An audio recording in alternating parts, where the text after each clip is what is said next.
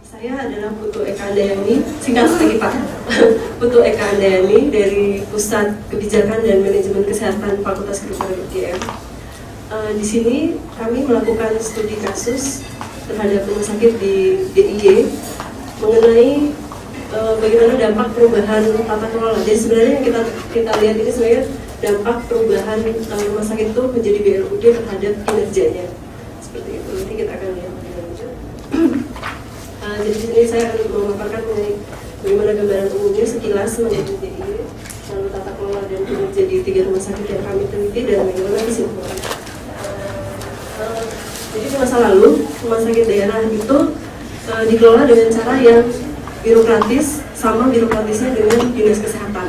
Padahal nature of business dari rumah sakit itu tentu sangat berbeda dengan dinas kesehatan.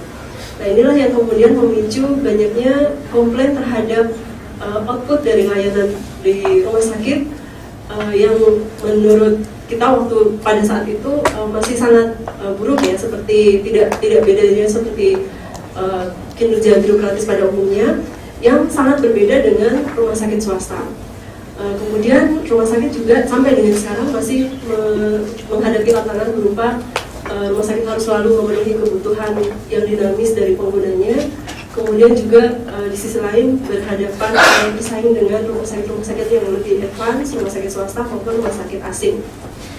Nah, kalau kita lihat sejarah perkembangan birokrasi rumah sakit di Indonesia, jadi dulu rumah sakit itu kalau kita lihat ini adalah spektrum. Jadi dulu mungkin rumah sakit sekitar ini, jadi seperti dinas kesehatan berada pada kutub yang sangat birokratis. Perencanaan, penganggaran semuanya ditentukan oleh pemerintah, baik itu pemerintah pusat atau pemerintah daerah. Kemudian pada perkembangan selanjutnya kita mengenal yang namanya swadana. Jadi dengan adanya rumah sakit swadana, beberapa rumah sakit diberikan kebebasan atau kewenangan untuk mengelola sendiri pendapatan operasionalnya, sedikit tapi ya, sedikit kebebasan.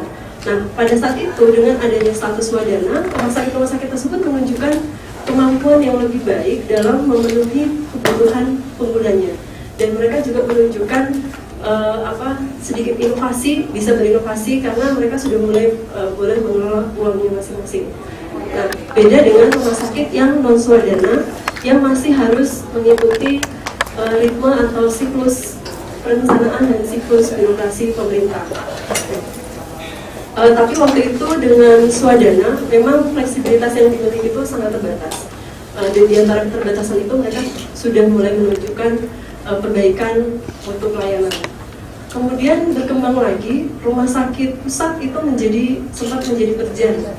Nah, waktu itu rumah sakit betul-betul dipandang sebagai sebuah entitas bisnis yang seperti sebuah perusahaan yang mengelola sendiri, tapi perusahaan publik seperti itu ya. Nah, kemudian muncul BLU atau BLUD, dimana sekarang semua yang perjan menjadi BLU, lalu rumah sakit yang swadana hilang menjadi BLUD, dan rumah sakit yang non swadana semuanya diharapkan menjadi BLUD. Cuman permasalahannya sekarang adalah belum semua rumah sakit itu menjadi BLUD atau BLU. Kalau BLU sudah ya perjan, tapi yang BLUD ini mungkin baru separuh dari total rumah sakit daerah di seluruh Indonesia yang menjadi BLUD. Nah, tapi setidaknya dengan menjadi sebagian rumah sakit yang sudah menjadi BLU ini sudah mulai sangat berbeda situasinya dengan ketika dulu rumah sakit masih swadana, apalagi masih swadana. Nah, kalau kita baca peraturan-peraturan yang berlaku terkait dengan BLUD, banyak sekali karakteristik BLUD ini pada secara umum dia adalah sebuah lembaga usaha. Jadi rumah sakit daerah dianggap sebagai sebuah lembaga usaha milik pemerintah yang asetnya itu atau kekayaannya tidak terpisah dari pemerintah, tapi cara pengelolaannya berbeda dengan instansi pemerintah pada umumnya. Dimana dengan kalau dia sudah menerapkan BLUD, dia boleh mengelola sendiri sumber dayanya sesuai dengan prinsip efektivitas dan produktivitas. Nah, ini tidak mudah, tidak semudah menuliskan kata-kata efektivitas dan produktivitas ini ya, karena harus membutuhkan juga perubahan mindset. Jadi kalau dulu kita ibaratnya itu membuat penganggaran kemudian melaksanakan anggaran itu pokoknya anggaran habis, terserap habis, itu dikatakan kinerjanya baik. Tapi kalau sudah BLUD itu harus berubah mindsetnya. Tidak sekedar anggaran habis, tapi bagaimana tujuan dari perencanaan dan pelaksanaannya itu bisa dapat dicapai sesuai dengan target kinerja yang sudah ditetapkan. Jadi tidak sekedar menghabiskan anggaran. Kemudian ada ukuran-ukuran kinerja yang juga harus dibuat. Dan yang unik juga adalah rumah sakit boleh memiliki staf yang non PNS. Jadi kalau dulu swadana itu tidak boleh, masih harus PNS semua, sedangkan sekarang BLUD itu boleh non PNS. Tapi ini tergantung pada kemampuan keuangan rumah sakit itu sendiri. Karena pendanaan atau pembiayaan pegawai untuk yang non PNS itu diserahkan pada anggaran atau kemampuan keuangan rumah sakit itu sendiri. Kemudian ini adalah gambaran umum dari daerah tempat kami melakukan studi, yaitu di DIY di 3 kabupaten, yaitu Bantul, Sleman, dan Yogyakarta. Kami sengaja mengangkat populasinya, kemudian yang miskin, penduduk yang miskin. Jadi sebagai gambaran terhadap beban pelayanan kesehatan di masing-masing daerah. Kita lihat bahwa penduduknya paling banyak itu di Kabupaten Sleman karena memang wilayahnya paling luas. Tapi yang paling banyak proporsi penduduk miskinnya itu adalah di Kabupaten Bantul. Nah, tentu kalau melihat seperti ini mungkin kita akan berpikir bahwa berarti masyarakat Bantul itu banyak yang miskin. Kalau miskin berarti dia Jamkesmas kalau dulu, sekarang BPJS. Nah, kalau dari BPJS berarti subsidi pemerintah. Berarti semua ini akan yang akan memenuhi rumah sakit pemerintah di Bantul. Nah, kita akan lihat pada slide yang nanti akan saya tunjukkan. Kita lihat kalau dari penyebaran dokter di sini ternyata di kota Jogja yang paling padat populasi dokter dan dokter giginya, termasuk juga perawat. Kemudian Bantul yang paling sedikit. Jadi kemarin Pak Andre di kelas yang efektivitas rumah sakit yang sempat memaparkan mengenai distribusi dokter juga, kelihatannya memang ada hubungannya, ada hubungannya antara proporsi penduduk yang mampu dengan penyebaran tenaga khususnya dokter. Jadi kita lihat di sini tadi penduduk yang paling banyak yang miskinnya itu adalah Bantul. Kita lihat proporsi dokternya di sana memang paling sedikit dari yang lain. Nah, di sini kami melakukan studi kasus ya untuk 3 rumah sakit umum daerah untuk melihat karena ketiga rumah sakit ini sudah menerapkan BLUD sejak tahun sekitar 2009-2010. Jadi kita lihat setelah dia berjalan selama 2-3 tahun, apakah ada peningkatan efisiensi kinerja dan mutu layanan. Nah, kami melihat dari beberapa aspek. Yang pertama dari aspek perencanaan dan sumber dana. Jadi dari perencanaan, ketiga rumah sakit memiliki sudah memiliki otorisasi sendiri atau memiliki kewenangan untuk menentukan masa depannya setidaknya 5 tahun ke depan. Jadi dalam bentuk perencanaan 5 tahunan mereka sudah boleh menentukan visinya apa, arah pengembangannya mau seperti apa, produk unggulannya apa, seperti itu mereka sudah bisa.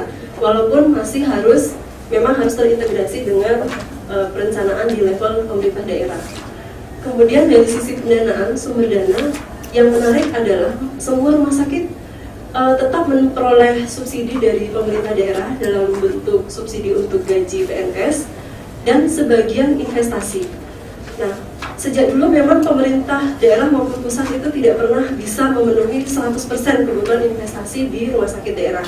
Oleh karena itu, zaman dulu biasanya kalau tidak dipenuhi oleh pemerintah daerah atau pemerintah pusat, lalu rencana investasinya dipending atau dimundurkan atau bahkan dibatalkan sampai ada dananya. Sekarang mereka dengan menjadi BLUD, mereka sudah punya uang sendiri, sehingga rencana investasi yang tidak mampu dipenuhi oleh pemerintah, mereka penuhi sendiri dengan uangnya yang sudah mereka dapatkan dari hasil kegiatan pelayanan. Nah, yang berikutnya mengenai governance-nya, mereka sudah memenuhi dengan beberapa peraturan bupati atau peraturan yang cukup teknis untuk melaksanakan kewenangan-kewenangan yang diberikan oleh BLUD. Jadi dengan adanya peraturan-peraturan tersebut, mereka punya dasar hukum yang cukup kuat. Misalnya ketika saya harus menggunakan sisa anggaran tahun lalu, atau saya akan menggunakan kasih untuk apa saja, atau untuk investasi apa, untuk menaikkan tarif dan sebagainya, mereka sudah punya dasar hukum yang cukup bagus. Lalu untuk menjaga kinerjanya, mereka punya evaluasi, ya. Sistem evaluasi ada yang reguler 3 bulanan, 6 bulanan, tahunan, dan ada juga yang semuanya memiliki dewan pengawas yang juga sudah bekerja untuk ikut mengawasi jalannya BLUD. Jadi dewan pengawas mereka punya rapat yang reguler dengan dewan pengawas untuk mengevaluasi kinerjanya. Kemudian juga dewan pengawas ini bisa memberikan saran-saran ke depannya untuk lebih baik lagi seperti apa. Kemudian untuk PNS, sejak awal mereka memang sudah punya pegawai non PNS, tapi waktu itu honor dari Pemda. Sekarang mereka bisa merekrut sendiri. Bahkan yang lebih ekstrim adalah 2 rumah sakit mampu mengontrak dokter spesialis untuk memenuhi kebutuhan pelayanan. Jadi dengan mengontrak dokter spesialis ini mereka bisa melengkapi pelayanan yang tadinya tidak bisa rumah sakit tipe B, sekarang jadi rumah sakit tipe B pendidikan. Nah, ini adalah kunjungan pasien di semua unit, dan kalau kita bandingkan dengan tahun-tahun sebelumnya, apalagi sebelum BLUD, ini sangat meningkat, terutama untuk di rumah sakit yang nomor 2 dengan kapasitas yang meningkat 2 kali lipat dari yang sebelumnya. Terjadi lonjakan kunjungan yang sangat tinggi. Nah, ini yang mungkin saya bisa sampaikan di sini, ini adalah yang Kabupaten Bantul tadi, yang rakyatnya lebih banyak proporsi penduduk miskinnya dibandingkan 2 daerah yang lain. Di sini terjadi peningkatan yang cukup signifikan di rumah sakitnya. Bahkan sekarang rumah sakit ini tidak hanya dikunjungi oleh masyarakat yang Jamkesmas atau BPJS, tapi bahkan orang-orang yang mampu yang dengan asuransi private pun juga berbondong-bondong ke rumah sakit ini, karena dia sudah menunjukkan perbaikan mutu pelayanan. Nah, dari sisi pendapatan dan biaya, kita lihat revenue-nya jelas meningkat karena dengan adanya peningkatan volume kegiatan, lalu juga tadi dia berhasil merekrut tenaga spesialis. Nah, kita tahu produk rumah sakit intinya di dokter spesialis itu, sehingga dengan semakin beragam jenis spesialisasi yang dimiliki, semakin beragam pula produk pelayanannya, dan ini juga meningkatkan volume kunjungan pasien. Nah, dari indikator klinisnya juga menunjukkan tingkat pencapaian yang cukup baik. Kemudian kesimpulan yang bisa kami ambil dari studi terhadap 3 rumah sakit tersebut adalah bahwa BLUD telah mengubah banyak aspek dari manajemen rumah sakit. Jadi antara lain dia dari perencanaannya, penganggarannya, kemudian dari caranya dia mengelola sumber daya, dia boleh merekrut SDM, kemudian dia mulai mengukur kinerja, kemudian juga ada sanksi kalau BLUD itu tidak mencapai kinerja tertentu, bisa saja nanti status BLUD-nya itu diturunkan atau bahkan dicabut.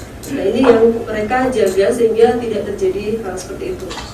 Kemudian perubahan menjadi BLUD juga telah membantu memperbaiki outcome pelayanan di ketiga rumah sakit, dan keberhasilan implementasi ini juga tergantung pada kesiapan dari sistem manajemen operasional. Jadi ketika mereka merekrut SDM, mereka harus punya sistem, karena SDM yang direkrut kan bukan PNS. Jadi bagaimana menilai kinerjanya atau bagaimana menyetarakan posisinya atau pengukuran kinerja dan sebagainya antara PNS dan non PNS. Contohnya seperti itu.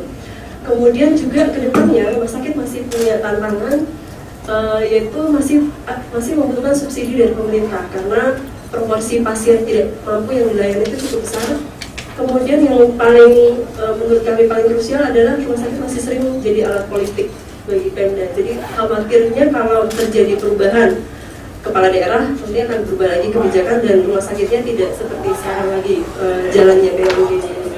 Nah, sehingga untuk itu kami sarannya adalah manajer rumah sakit, terutama direktur, harus punya kemampuan komunikasi politik agar bisa melakukan advokasi dan negosiasi kepada pemerintah daerah maupun DPRD mengenai kenapa BLUD itu penting untuk diterapkan di rumah sakit dan dijaga agar dimanfaatkan sebagai suatu kendaraan yang untuk menghasilkan layanan yang baik. Kemudian sistem manajemen operasional juga harus terus dikembangkan karena ini terkait dengan akuntabilitas, transparansi, sistem dan sebagainya. Kemudian rumah sakit dan stakeholder juga perlu memonitor kerja rumah sakit ini dari berbagai perspektif, sehingga prinsip-prinsip akuntabilitas dan transparansi itu juga tetap berjalan di BLUD, karena bagaimanapun juga sumber daya yang digunakan atau dikelola oleh BLUD ini adalah sumber daya publik yang dipercayakan kepada rumah sakit untuk menghasilkan pelayanan kesehatan yang optimal bagi masyarakat yang dilayani. Demikian yang bisa kami sampaikan. Kami serahkan kembali kepada moderator. Terima kasih atas perhatian Bapak Ibu sekalian.